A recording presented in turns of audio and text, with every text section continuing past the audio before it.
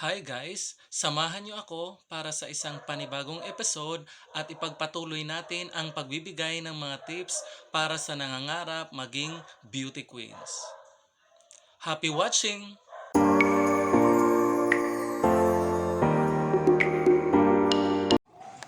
The first method is preparing and practicing. Watch interviews from past events. It's hard to be confident when you don't know what to expect from the interviewing process.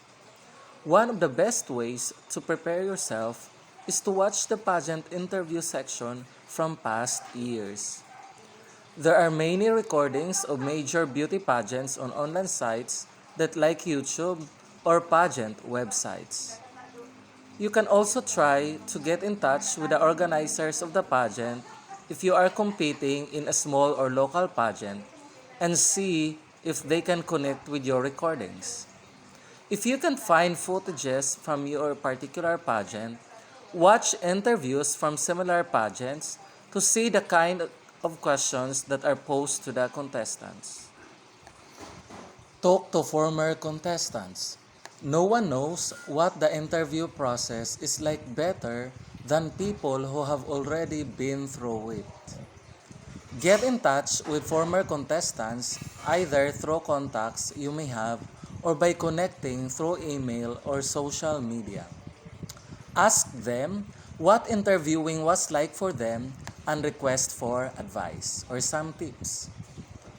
Ask also the former contestant if there was anything about the interview that they didn't expect and ask them what goes on behind the scenes. If they were asked any challenging questions and what advice they would give you for answering such questions. For the third step under the first method, which is preparing and practicing, find out the interview procedure for your pageant. Every pageant does the interviewing process slightly differently. You make sure that you understand exactly how the pageant you are competing in does the interview. Make sure you know the length of the interview as well as the number of questions usually asked. Also, know what time the interview is and how the interviewing process fits in with the rest of the day. Finally, make sure you understand the judging system of the interview. Many beauty pageants have a panel of judges that assess your answers based on multiple criteria. See if there is a copy of a rubric or scorecard that judges will use that you can view to prepare for the interview. For the fourth step, review your paperwork. Many pageants require their contestants to submit paperwork to compete in the pageant. The paperwork is often the first resource that judges turn to when formulating questions for individual contestants. The judges draw information from the paperwork or bio and ask questions relating to what the contestant wrote about themselves. Because paperwork is often used as a tool for formulating questions, it's good to review what you wrote. This can give you a good idea of what questions you may be asked to answer. For instance, if you wrote that you love working with animals in your bio, you may be asked in your interview what laws or regulations you think there should be in place to stop cruelty to animals. Or if you wrote that you love painting, you might be asked a question about why the arts are important to society. For the fifth step, get up to speed on current events. Beauty pageants aren't all glitz and glamour. Contestants have to prove that they are up to date and knowledgeable about politics and current events. Follow all the major stories in the news, both nationally and internationally, as well as major issues of the past decade. By doing so, will make you feel more prepared and confident as you head into the interview. You make sure that you know your opinion on controversial subjects. Also, be informed about local issues and politicians, especially if you are competing in a local pageant. For the sixth step, know your brand. Think about what differentiates you from your competition. Decide what parts of your personality and talent you want to emphasize. Then, think about how you can incorporate these points into answers to common pageant questions.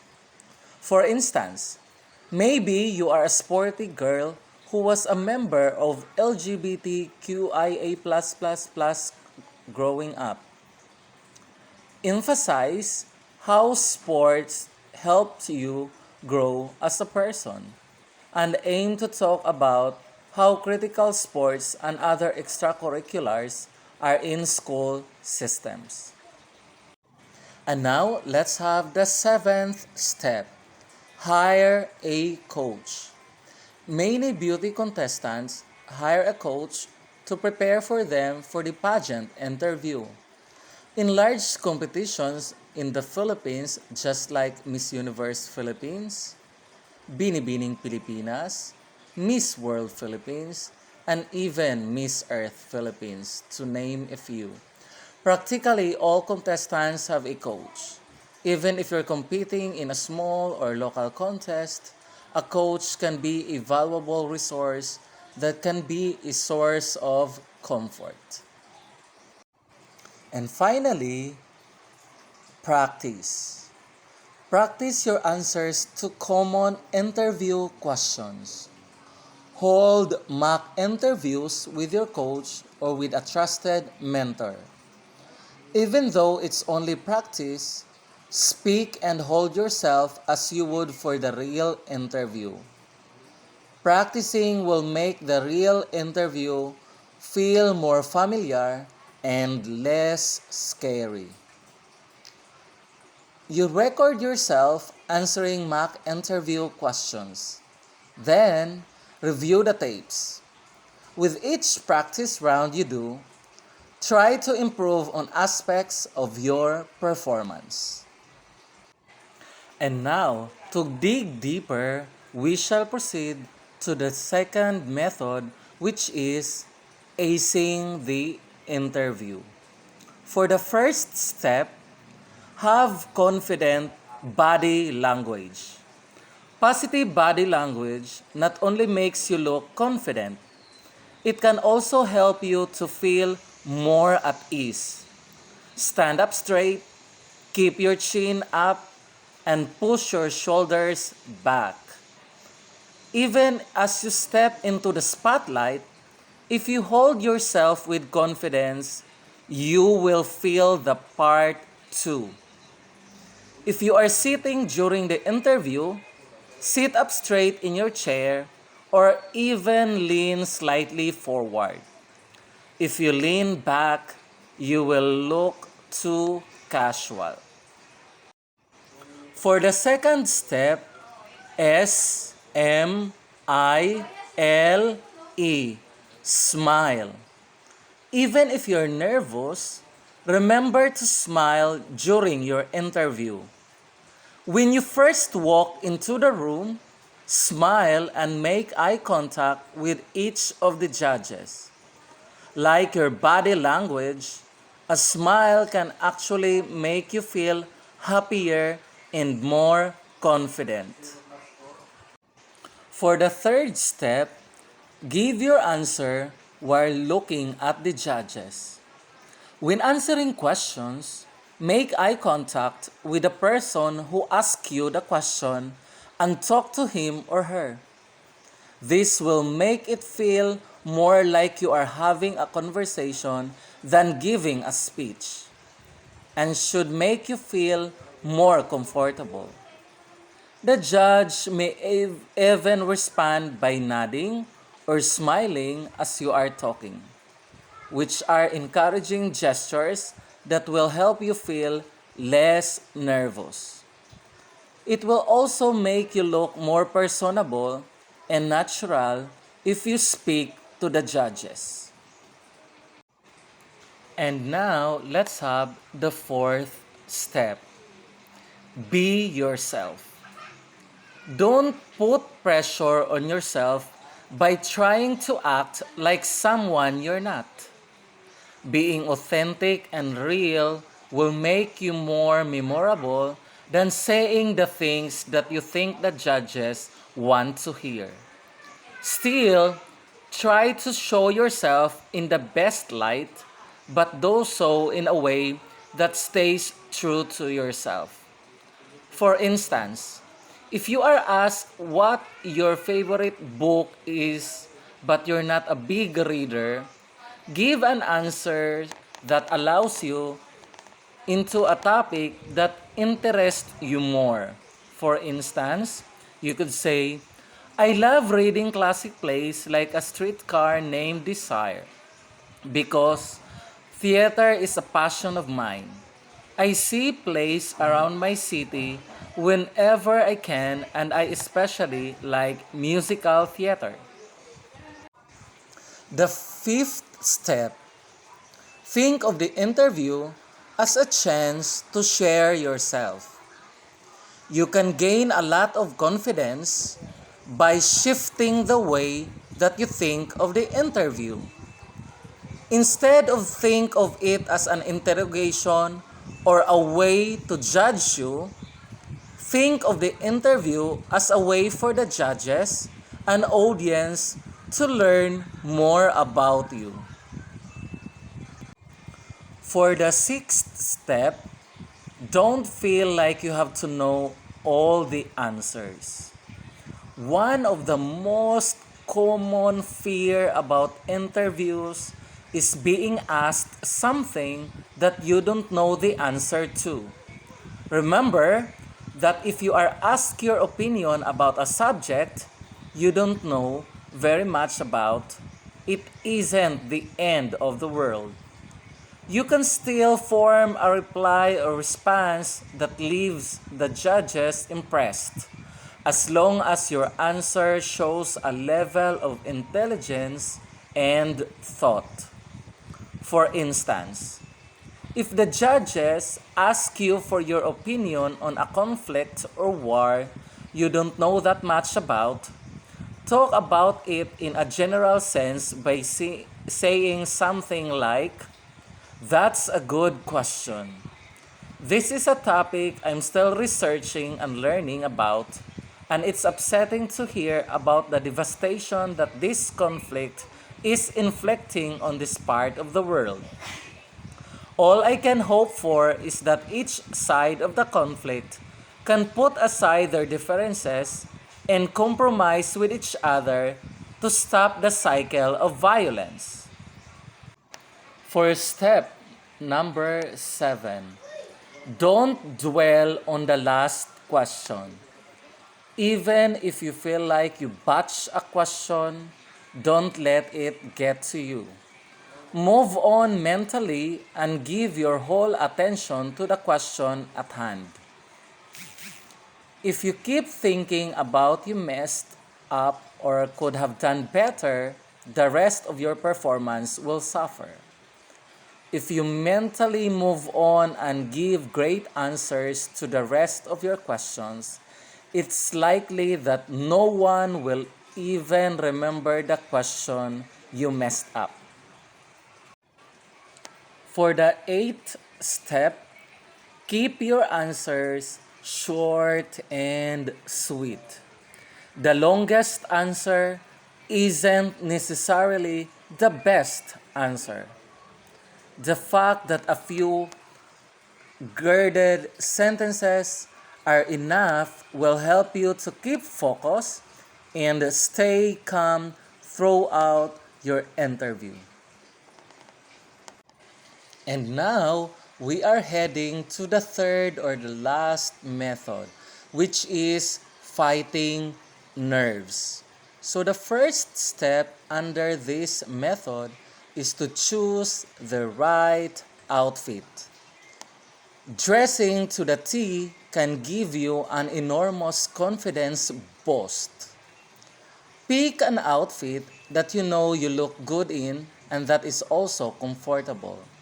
In general, wear an outfit that is fashionable but isn't overly glamorous. For instance, wear a tailored blouse and a skirt instead of a low-cut evening dress. If in doubt, dress as though you are going to a job interview. Don't wear something like a dress with straps that fall down or extra high heels that you're not comfortable walking in. You don't need the anxiety of having a potential wardrobe mishap on top of your nerves about the pageant. Make sure that your hair and makeup is also foul proof. Don't use eyeliner that smears or put your hair up in a style that isn't secure. For the second step, get there on time. Nothing can make your heart race like being late to something important. Even if you are feeling fine about the interview, if you get there late, you may feel flustered and anxious, which will affect your performance and drain your confidence. Make sure to give yourself enough time to get to the interview and even try to arrive a little early. For the third step, try to relax. Before something nerve-wracking like an interview, it's common for your mind to race out of control. Once you arrive and are waiting to go on stage, do something calming like listening to music or doing meditative exercises. You decide what is most relaxing for you. Some prefer to keep themselves when nervous, while others like the distraction of talking to others. For the fourth step, take deep breaths. In the few minutes before the interview, try to relax. Take deep, slow breaths, thinking about the fact that you are thoroughly prepared for the interview and have done everything you can. You can also try thinking positive and empowering thoughts. Examples of these are, this interview is going to go well, and I am an impressive contestant. And finally, for the final step, for the third method, don't compare yourself to the competition. Right before your interview, you may have heard other contestants interviewing and answering questions. Don't psych yourself out by comparing yourself to them or questioning your interviewing strategy based on their answers. Stay focused on your plan and try to keep a clear head. Remember that all contestants are usually asked different questions, so don't obsess about how you would answer one of their questions. And for some additional tips, remember that you have your own unique strengths and talents. Try to exercise on or before the day of the interview. Physical activity is a great way to counter anxiety. Create your own uniqueness. Always bring confidence. Thank you for watching this second episode. Please don't forget to like and subscribe.